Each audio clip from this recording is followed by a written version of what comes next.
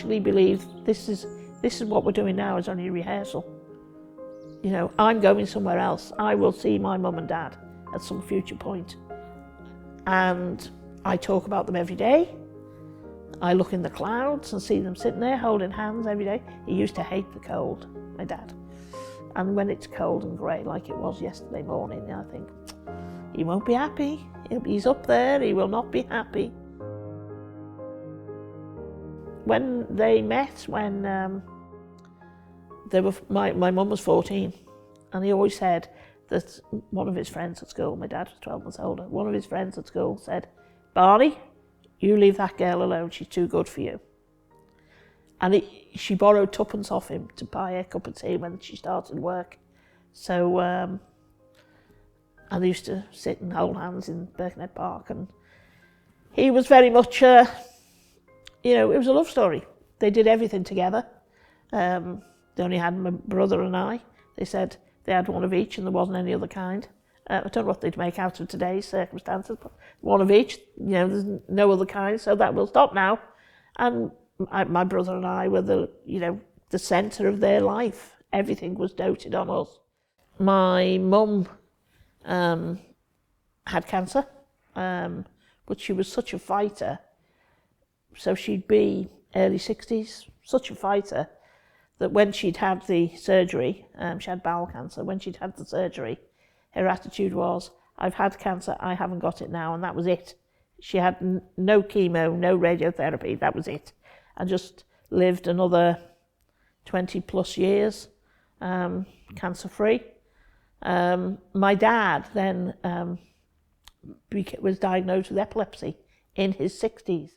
And then sadly, he actually went into hospital for a biopsy because he had some breathing difficulties because he'd worked in the flower industry and ended up in hospital for 9 months. The hospital had told us that he would never come home. He would go into a care home.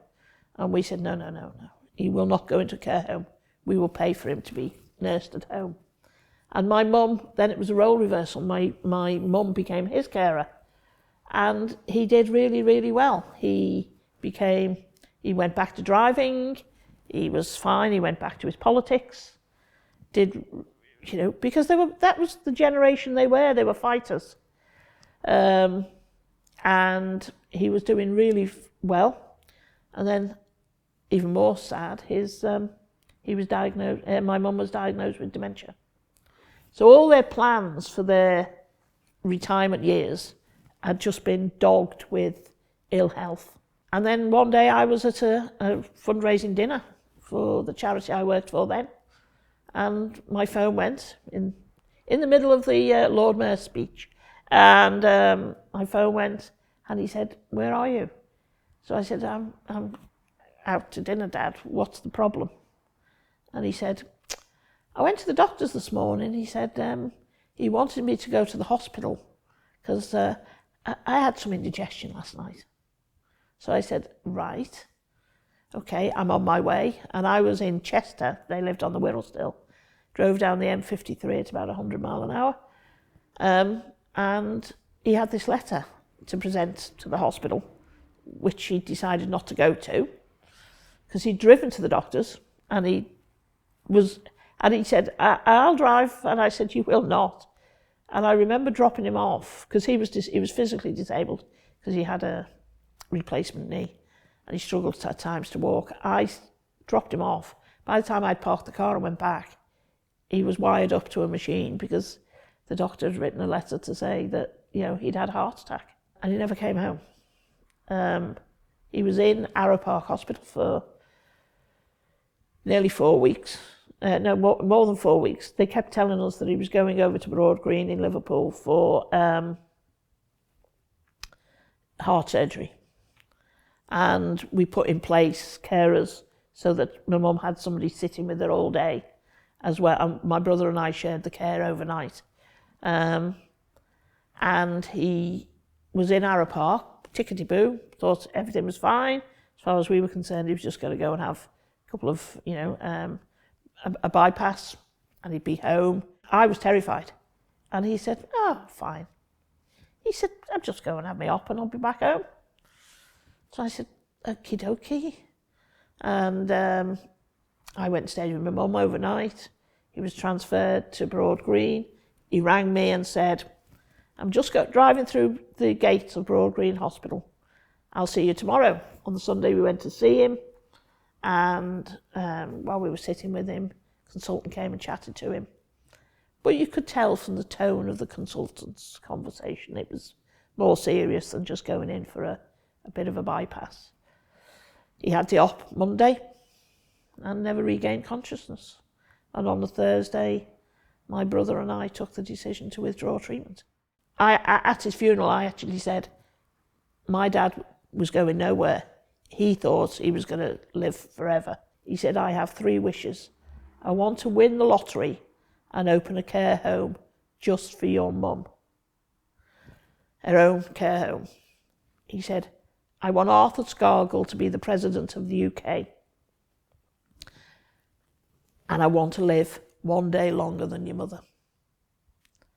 Because now when he was so ill for those 9 months in hospital, my mum would say, I don't want to live without your dad. You know, I can't live without your dad. I said, what would have happened if he hadn't have had the surgery? They said he would have had a really traumatic death, because they said he was lucky to get away with the first heart attack. But because of his age, it's 10 years this year since it happened, so he would have been 85. They said because of his age, there was no way he would recover from another heart attack. You know, they'd called me in on the Monday and then the Tuesday, and I went and spent time with them, and they just said, look, they took him back to theatre to see if they could restart his heart naturally, you know, so that it would beat. I think we realised then it was serious. Up to that point, there was every hope that he was going to recover. You know, I'm sure the hospital thought he was going to recover. What they actually said was, when they got inside of him, it was much more serious than they realised. And they said, when your dad went into theatre on that Monday morning, he was a very, very sick man. I think you've always got to live with hope. Because if there was no hope, why did they bother? I've always been of the opinion, when my mum was in the care home, we had a DNR for her. We didn't want her knocked about. Because of her condition, we didn't want anybody to start pushing her and prodding her, and if she was going to go, she was going to go. And I think the same thing with my dad. The NHS tried their best. But sometimes the pain is so great that you have to take the patient away from the pain, because you can't take the pain away from the patient. Would we have fought against them operating on him? Maybe, because every extra week is an extra week, isn't it? But the time was right. I remember leaving the hospital when we'd taken his machines off him, and I drove round and round Liverpool. Although I worked in Liverpool, I'd worked in Liverpool 15 years. I knew my way around. I'd worked in Liverpool in the past, knew my way. I didn't know where I wanted to go. Did I want to go to work? Did I want to go across the Mersey to their home and tell my mum? Did I want to go to my own house in Shropshire? I don't know where I wanted to go. I just drove in a circle for about an hour, and then in the end went home to Shropshire. I couldn't go and see my mum that day because I didn't know what to tell her, because she wouldn't have understood anyway. She had no, as I say, she had no capacity at all. So, and that was one of the good things, because we actually did put it into a care home. And we put it into a care home because realistically we knew that we couldn't care for her properly at home. So she went into a care home. She was treated with respect, dignity. She was safe.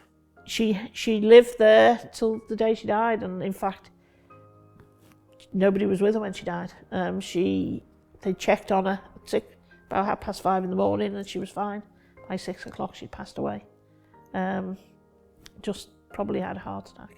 She'd lived the life that she wanted to live. She would not have wanted to live without my dad if she'd have had capacity.